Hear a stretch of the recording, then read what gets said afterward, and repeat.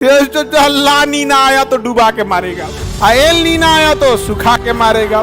और हम इतने महान देश में हैं कि जो किसानों को ना ला नीना के बारे में बताया जाता है ना एल नीना के। ये हमारे मौसम विभाग को पता होता है कि किस साल एल नीनो आएगा और किस साल नहीं आएगा। किसानों को यह चेतावनी देनी चाहिए कि नहीं कि आप वैसा फसल मत बो जिसमें पानी का डिमांड ज़्यादा है, लेकिन हमारा कोढ़िया डिपार्टमेंट अखबार में निकाल देता है। किसान उसको अपनी औलाद की तरह पाला है। हम क्यों कहते हैं कि हमको अंतिम पड़ाव किसानों के लिए करना है?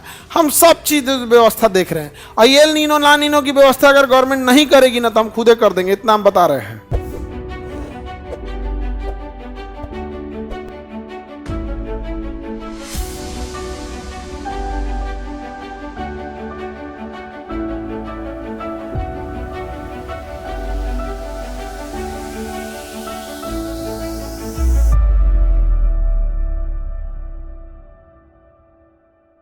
हमारे यहाँ हर चीज मौसम पे डिपेंड है। अभी जैसे किसान देखिए, धान के खेत में ठीक है अगर बारिश रुक जाए तब, और नहीं तो जो जरा देर हो गया तो डूब गया, सड़ जाएगा धान।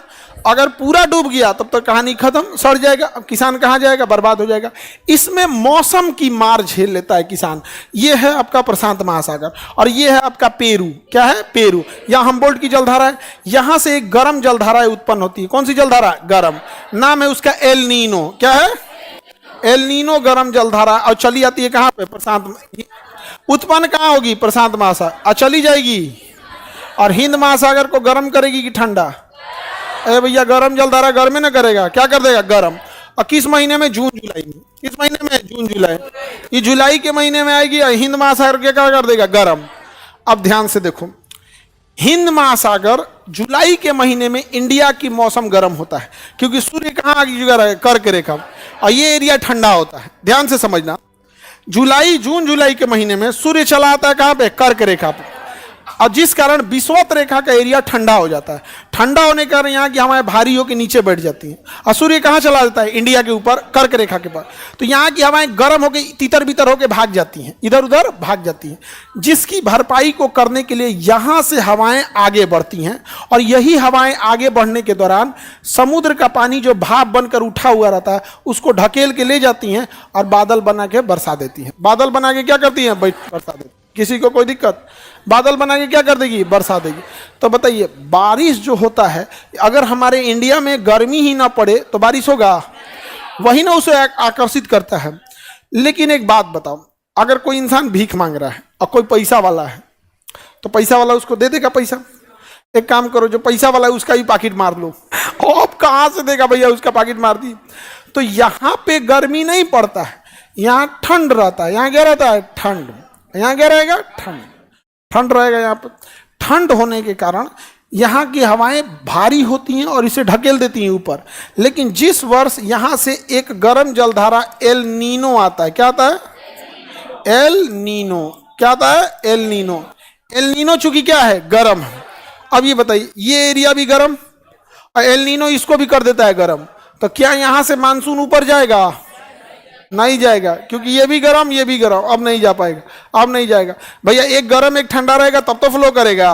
ये दोनों गर्म हो गया, फ्लो करेगा। जून के महीने में, जून जुलाई में तो यहाँ गर्मी पहले ही से पड़ रहा था, और ये एल नीनो आके हिंद महासागर को भी क्या कर दिया? गर्म कर दिया। क्या कर दिया? गर्म। अब बताओ, क्या मानसून यहाँ से ऊपर जाएगा? मानसून ऊपर जाएगा? मानसून ऊपर नहीं जाएगा। मानसून ऊपर नहीं जाएगा तो क्या बारिश होगा? नहीं होगा, और किसान का फसल बर्बाद। लेकिन ये हमारे मौसम विभाग को पता होता है कि किस साल एल नीनो आएगा और किस साल नहीं आएगा। अमूमन एक बार अगर एल नीनो आया है तो 3-4 साल के बाद ही वो एल नीनो आता है। एल नीनो आने के 4 महीना पहले ही, 5 महीना पहले ही मौसम विभाग को पता चल जाता है। अगर एल नीनो आएगा तो भारत में बारिश ज्यादा होगा या कम? कम। तो कम होगा, बहुत कम होगा यहाँ पे। तो बताओ, क्या उस समय भारत के मौसम विभाग को किसानों को यह चेतावनी देनी चाहिए कि नहीं कि आप वैसा फसल मत बो जिसमें पानी का डिमांड ज्यादा है? लेकिन हमारा कोढ़िया डिपार्टमेंट अखबार में निकाल देता है, अखबार में निकाल देता है कि एल नीनो आने वाला है। किसान को कुछ बुझाइए नहीं रहा, हाँ आई तो एल नीनो ना यार, आई तो चल जीतो वगैरह, कुछ बुझाइए नहीं रहा एल नीनो क्या है। किसान को क्या ही समझ में आ रहा है, और किसान क्या हो रहा है, बर्बाद हो रहा है। किसान क्या हो रहा है, बर्बाद हो रहा है, हो गया काम खत्म। तो ये तो गवर्नमेंट की जिम्मेदारी है कि हम लोग अपने छत पे डॉपलर रडार लगाए और हम लोग मौसम पता करें प्रशांत महासागर में जाके। हम लोग से तो हो नहीं सकता है। अब आप में से 90% विद्यार्थी, चाहे आप ऑनलाइन वाले हो बच्चों या ऑफलाइन हो, आप ईमानदारी से बताओ, आप में ज्यादातर लोग किसान फैमिली से आते हो, ज्यादातर किसान फैमिली से। कितने ऐसे लोग हैं जिनको इस बात की चेतावनी दी गई है? एल नीनो की चेतावनी कितने किसानों को दी गई? किसी को नहीं है, किसी को नहीं दिया गया है। अब बताओ, फसल बर्बाद हो गया। वो बो दिया धान, मान के चलो किसान बो दिया धान, और इधर हो गया एल नीनो, होगा तो धान चौपट। तो लोग कहेंगे इतना अच्छा किसान क्या होता ना, कहता है बड़ी अफसोस लग रहा है धान को देख के, पानी बिना एकदम सूख रहा है, पीला हो जाता है, एकदम पीला हो जाता। वो किसान उसको अपनी औलाद की तरह पाला है, फसल को किसान औलाद की तरह मानता है। अब उसको क्या कर रहा है, अफसोस लग रहा है, क्या हो गया है, एकदम पीला पड़ गया, क्योंकि खराब हो गया फसल उसकी। जिस बार मान के चलिए एल नीनो आने वाला है, उस समय बता दो धान की जगह कुछ ऐसी फसल बो, या फिर धान के अगर बोएगा भी तो प्रॉपर पानी की व्यवस्था रखेगा कि नहीं रखेगा, लेकिन रखता ही नहीं है। हाँ, बारिश के समय बारिश आधा कर देगा, मतलब ऐसा नहीं कि सूखा कर देगा, जितना बारिश होना चाहिए उसका आधा कर देगा। तो इस बार ऐसा हुआ था, जो बबनी सही कह रही है कि इस बार मिड जुलाई तक ऐसा लगा था कि बारिश नहीं होगा। बहुत सारे गाँव में धान उनका मैंने नल का पानी भाग गया था यहाँ पर, उसके बाद ढकेल दिया बारिश। बहुत सारा किसान धान नहीं रोपा था, ये डरे कि कहीं बारिश ना हो, पूरा भर दिया, पानी भर दिया। ये काम किसका है? एक किसान का तो नहीं है, ये काम मौसम विभाग गवर्नमेंट का है। लेकिन किसान के पास ना, किसानों को मार दिया है एकदम यहाँ पे। जैसे हम आपको बताएं ना, आप जानते नहीं हो इसलिए आप आवाज नहीं उठाते हो।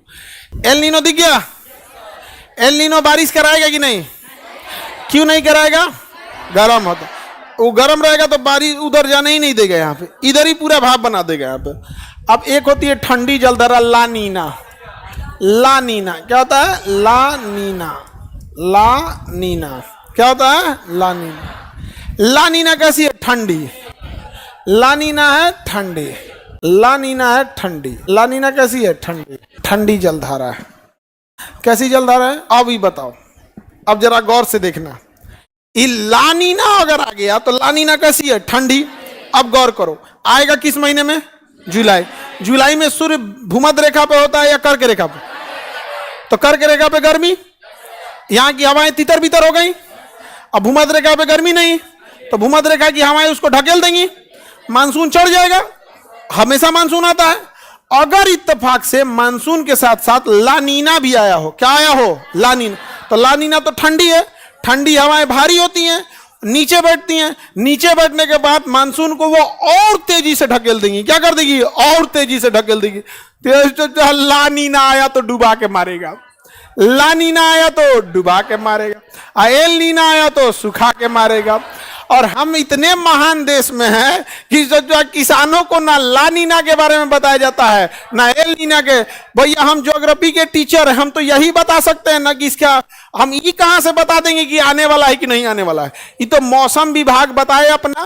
वो डॉपलर रडार यहाँ पे भारत सरकार पेरू सरकार से टाई अप करे, मौसम विभाग से बताए कि हाँ वहां से चल दिया है। बीच में भारत सरकार का काम है ऑस्ट्रेलिया, क्योंकि बुलेट ट्रेन की रफ्तार से नहीं आते हैं सब। यहाँ पैदा होता है जनवरी में और आते आते उसको जुलाई हो जाता है। तो फिर यहाँ बीच में न्यूजीलैंड से संपर्क रखे कि वो बताए कि हाँ यहाँ से गया है कि नहीं, फिर ऑस्ट्रेलिया से, फिर इंडोनेशिया से क्या हुआ बताए। यहाँ पे हम लोग ऑस्ट्रेलिया को फोन करेंगे, प्रधानमंत्री एल नीनो का क्या अपडेट है, फोन रख। क्या बोलेगा यहाँ पे? हम लोग को फोन इंटरटेन करेगा। नेता नेता को इंटरटेन करते हैं सब। इसका एक चैनल जब हाल है यार, बताओ किसान बेचारा मर रहा है। हकीकत में किसानों को यदि उसके मौसम का मार न झेलना पड़े, कीट पतंग और ये जो उसके कीटे खा जाते हैं से कीड़ा, इसका मार न झेलना पड़े इसका, और उसकी फसल सड़े नहीं, जैसे कोल्ड स्टोर अगर रहेगा तो उसकी फसल नहीं सड़ेगी। बस ये 3 काम कर दीजिए किसान सही। बाकी किसान तो इतना खुददार है कि 5 किलो भात वापस कर देगा। उसको किस चीज का मार झेलेगा? पहला मौसम बर्बाद कर दिया, दूसरा कीड़ा लग जाएंगे, सब बीमारी लग गया उसमें, या फिर कोल्ड स्टोर है ये नहीं है, वो बेचारा गोभी बोया है, खत्म, बेच के निकालो, नहीं तो कहानी खत्म, कहानी खत्म नहीं है। तुम अपने से देखो, तुम्हारे यहाँ किसान प्याज का उत्पादन होता है कि कोई बता सकते हैं कि आप में यहाँ किसी के यहाँ प्याज स्टोरेज व्यवस्था है? कोई यो बताओ, खत्म कहानी। तुम बोगे तब 16 रुपया रहेगा, जब 2 महीना बाद जब तुम्हारा प्याज बिक चुका रहेगा तो 60 रुपया बेचेगा, 40 रुपया बेचेगा, जाओ तुम्हारा मुंह लटक गया। है व्यवस्था? नहीं है। हम क्यों कहते हैं कि हमको अंतिम पड़ाव किसानों के लिए करना है? हम सब चीज व्यवस्था देख रहे हैं, और एल नीनो ला नीनो की व्यवस्था अगर गवर्नमेंट नहीं करेगी ना तो हम खुदे कर देंगे, इतना हम बता रहे हैं। व्यवस्था कर देंगे, बता देंगे। तुम्हें थोड़ा नहीं जाना है तो कौन सा चांद पे जाना है? यहाँ पे दुनिया बहुत एडवांस आ चुकी है, वहां भी 2-4 लोग होंगे ही, यहाँ पर आराम से बता सकते हैं, हो जाएगा यहाँ पे। तो हमारा अंतिम पड़ाव क्या है? किसान। बीच में ये एजुकेशन, मेडिकल, ये सब, ये तो बीच का रास्ता है, तो रास्ते में मिले हैं ये लोग, मंजिल किसान है। किसान के साथ सबसे बढ़िया, तुम लोग 5 स्टार होटल में पार्टी उटी करोगे, मजा नहीं आएगा। तुम किसान में देखना ना, कभी कोई रुपया करना या कोई फसल बोना, सब बोने के बाद रात जब शाम हो जाएगा तब देहात में लिट्टी चोखा लगेगा, खेतवे में साइड में एक आदमी अब इधर बोआ गया, झुक के बोया है, पूरा कमर दुखा गया है, इधर एक आदमी लिट्टी या चोखा सेक रहा है, आओ खाओ। गांव खेत में वो बैठ के पूरा मेहनत उन्नत करके, जबरदस्त एकदम लगता है। देहात में उसको बारी या घोटा बोलता है सब। घोटा समझते हो? गाय भैंस देखते हैं, बथान उथान जहां बांध दिया जाता है यहाँ पर, या बारी उरी बोलते हैं उसको, पेड़ वगैरह रहता है यहाँ पर। तो ये सब चीजें डायरेक्ट इंडियन एग्रीकल्चर को क्या करता है? हिट डालता है। यूपीएससी में क्वेश्चन पूछा था, जलधाराएं अर्थव्यवस्था को कैसे प्रभावित करती है? लो भैया, प्रभावित कर देगी कि नहीं? इंडिया में 56% लोग खेती में लगे हैं, 56% है, प्राइमरी सेक्टर में लोग लगे हैं। नाश देगा कि नहीं? सूखा आया तो भी नाशेगा, भिगा दिया तो भी नाशेगा।